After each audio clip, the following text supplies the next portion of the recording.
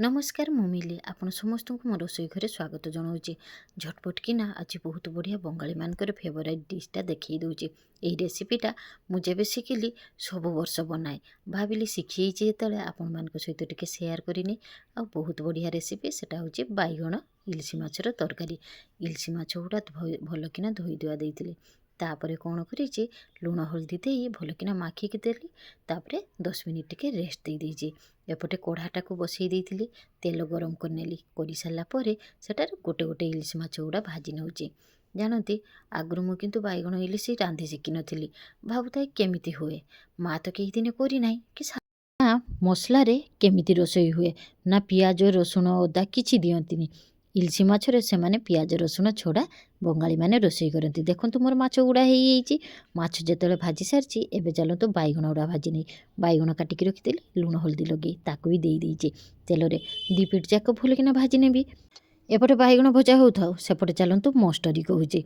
ताहले इलिशी माछ को पियाज रसुण दे रोसई कले परा ता सेंट चली जाए। सेइथिपाई एमाने के इलिशी माछरे पियाज रसुण अदा किछि दियंतिनी।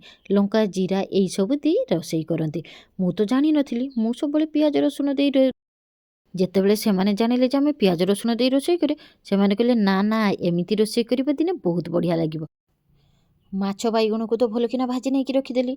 तापरे जेतिकी तेल थिला सेई तेलरे कला जीरा और कंचा लंका देदेली। दे सारा पर स्वाद अनुसार लुण हलदी गुंड और लंका गुंड दे देइछि। तापरे पानी देदेली। 2 ରୁ 3 सेकेंड पर्यंत मसला गुड़ा भल किना टिके भाजी नेली। तापरे पानी ढाल देली।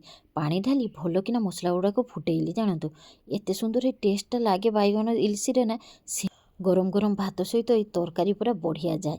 ताहले एबे मोर तरकारीटा देखंतु कि सुंदर कलर आसी जाइछि। पानी ढाली देइथिली। एबे तरकारीटा भल किना फुटी जाऊ। तरकारीटा बहुत बढ़िया किना फुटी जाइछि। ता सहित जीरा और लंकार बाटा देदेली। आज मोर वीडियो करिवार टिके भी मोटिव थिलानी। टिके बाहर को जाइतिली। बाहर को जाई सारी के आसला पर देखुछि आ टाइम नाही। तथापि टिके एई रेसिपीटा जेतेले बनेइली सेतेबेले भाबिली तो मोबाइलटा जेतेले पाखरे अछि टिके शूट करी नै। मोबाइल धरी तरकारीटा बनेइ नैछि। सेइथिपाई वीडियो भल होइनी। तथापि एत सुंदर तरकारी जेतेले बनेइछि भाबिले आपण मानक सहित टिके शेयर करी नै। तो हेइ मोर तरकारी देखंतु मु तो देई देइथिली कला जीरा कंचा लंका और सब रकम मसला। तापरे भल किना पानी फुटी गला परे सेटारे जीरा और लंका को भल किना बाटिकी देई देइथिली।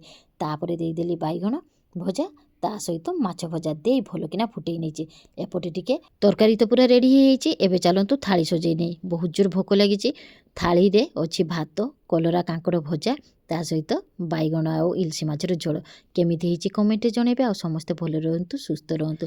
जदि मोर रेसिपीटा भल लागि थाए गोटे लाइक कमेंट शेयर निहाती करिवे। ता सहित मो चैनल को सब्सक्राइब करिया पई भूलंतु नाही। एमानक सहित रही मु भी बंगाली खाइबा बहुत शिखी आ तांको मानकु भी मु मो ओडिया खाइबा भी शिखाए। ताहले आजिर रेसिपीटा एठी भल रहंतु सुस्थ रहंतु। बाय।